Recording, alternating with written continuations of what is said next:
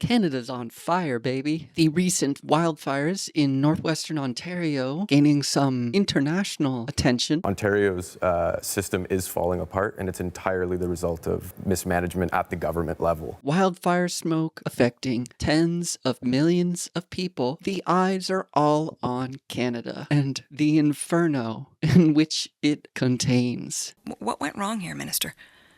Actually, I don't believe that anything did go wrong in this situation regarding the wildfires in Ontario. Nothing went wrong. Close your eyes. Everything will be okay. How can you say that while the fires are still burning and you have video evidence of things that you've done wrong? We had no help. They had no help, and they had to do it on their own. Nobody answered their cries. So much stuff went wrong. A CN rail train completely engulfed in flames, stuck in a metal oven like some brazen bull. These working conditions are literally torturous, apocalyptic. There's no other word for it. Devastating testimonies coming out. We called to see, evacuation plans, what the protocols are, and the response was nil. Nobody knew what to do. Nobody had contacted us, told us what to do. Nobody came, nobody answered. We made a call to the Thunder Bay Fire Management supervisor. He said no need to evacuate currently. And then by that evening,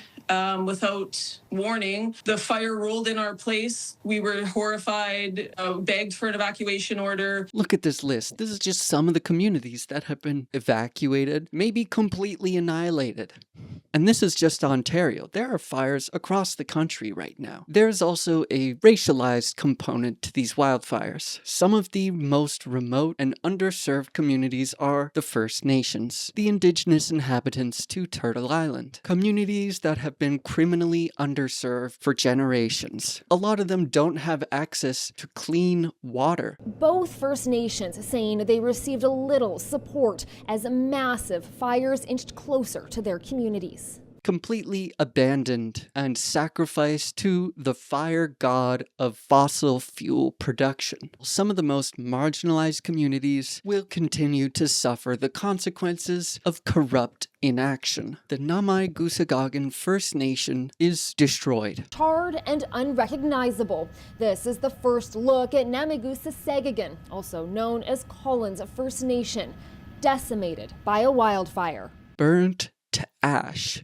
I visited our homelands yesterday, and during a community meeting this morning, I confirmed that there's nothing left but just ashes. No warning was provided by any government. The next day, community members noticed smoke in the air. Their chief was sent a video from a CN rail worker while she was at the Assembly of First Nations meeting in Ottawa. He messaged me, sent me a video. We knew that it was very serious. They need to get everybody out, and they need to get fast. About 24 residents rushed to get across the lake by boat as their community burned behind them. Their tip-off to the impending doom was from a train that alerted them to the fire's presence. I've lost everything. Like, I had a lot of pictures of my grandchildren and my grandparents. All that is gone. The community had to self-evacuate on boats, watching their livelihoods be engulfed in flames while the government does nothing. Crazy. It was one of the most scary things I think I've ever seen. The clouds just got dark and they were moving fast. But nothing went wrong, trust me. We try to lift each other up with laughter, and so you hear some of the laughter still. But the people are devastated, they're hurting. Canada is committing genocide against our First Nations neighbors. The First Nation reservation and Canadian legal system can be described as apartheid-like. Genuine reconciliation should start with clean water, adequate protections against disasters, protecting First Nations from melting to ash and dust. Roy said they had been waiting for the waves to die down on the water, but the approaching fire prompted them to leave right away, with concerns the boats might tip over during the crossing. Land back is a must if Canada wants to start to heal some of the racial wounds inflicted by the colonial state. Of course, while there is a disproportionate effect towards First Nations, these apocalyptic fires affect everyone. And the response was nil. Nobody knew what to do. Nobody had contacted us. We spent the night in boats. Disabled people, babies, young kids, pregnant women, all of us. Spending a night in a boat watching your world burn is a shitty situation, no matter who you are. The many evacuations and firefighting action without any government assistance has proven that the wildfire response has been negligent. Actually, I don't believe that anything did go wrong in this situation regarding the wildfires in Ontario. These politicians hide behind the bravery of and the solidarity we have with the firefighters, aid workers, shelter workers, the frontline people who are actually addressing the material needs of refugees and people affected by these fires. The frontline workers are doing the best that they can with the resources that they have, but it's obviously not enough. Successive governments have failed to harden infrastructure, implement warning systems, fireproof communities, and what do they do with those savings? Well, they give it to corporations, obviously. Climate disasters have and will continue to assault the working class. And until the working class takes political power in Canada, these capitalist parasites will continue to sell you out until you're burnt to ash in a metal tube. We didn't do anything wrong. These are climate refugees who seem to all have a story about how inadequate the government response has been. This could have been dealt with. Nobody came, no one called. It was a total failure. Because nobody was there for us. Nobody was there for Armstrong, like letting them know ahead of time. Obviously, there's a failure somewhere. Talk to me about the coordination with local officials and with the province. How has the communication been? Well, not great with the province, I guess. Emergency response should not be improvised and ad hoc. Call me crazy. So it's absolutely disgusting, in my opinion, that they want to politicize and play games when people's lives are on the line. This is all political, from fossil fuel extraction to the preventative and corrective things that could be implemented to stop this disaster. While firefighters and emergency personnel have worked tirelessly on the ground, the response from the Ontario Ministry of Natural Resources did not reflect the urgency of the situation. Every step along the way, from the ignition to the aid that the people get, people are falling through the cracks. It's a travesty. But don't worry, we've done nothing wrong. I don't believe that anything did go wrong. Yet government services, places to stay, aid, are stretched to their limits because the government doesn't plan for this, shockingly.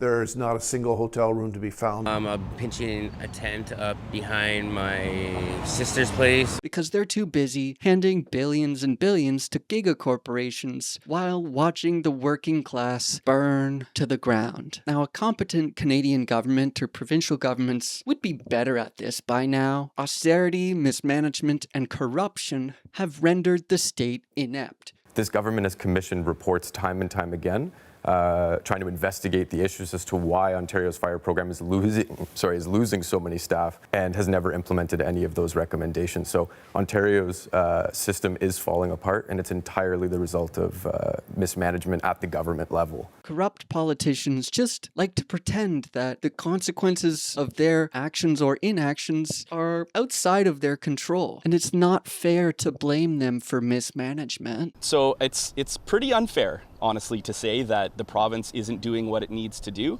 to be prepared in the off-season. You peasants are being big meanies to the little small government of Ontario. Yeah. So what's being done in the off-season, and should firefighters be paid more to attract them to be able to fight these fires, which seem to be... I'm glad you asked that question, but I'll pass it over to the minister and he'll elaborate a little more.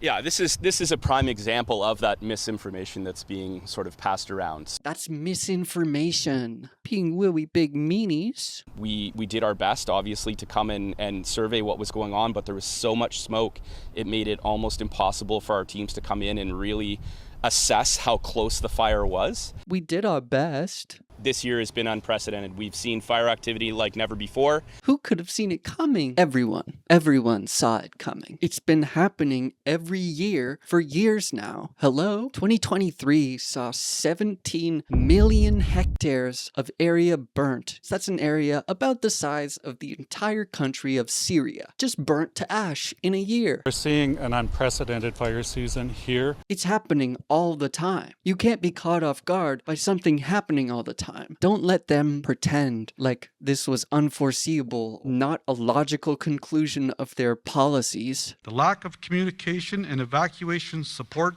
should horrify all Canadians, and our community was on its own. And we also called the 911 at that time and told them about it, and they said, basically, we'll send somebody out, but they never did. As they give billions in handouts to giga corporations who are f***ing over Canadians, tough luck. You'll have to paddle your way out of there. One of the most scary things I think I've ever seen. The clouds just got dark and they were moving fast. You've got these corrupt politicians who fly in and thank everybody for doing all the hard work. The support of your government and your ministers and the federal teams who have been nothing but excelsior in terms of their dedication. Him and his cohorts were patting each other on the back, saying they did everything they could to keep communities safe in our region because nobody was safe and nobody was there for the night that fire came. While they fuck off and legislate to make things even worse next year. It's insane. As you can imagine, we're spread pretty thin across the province right now, not just here in the northwest, but also in the northeast. Whenever you underfund and don't adequately address wildfires, of course we're going to be spread thin. Canada's a giant place with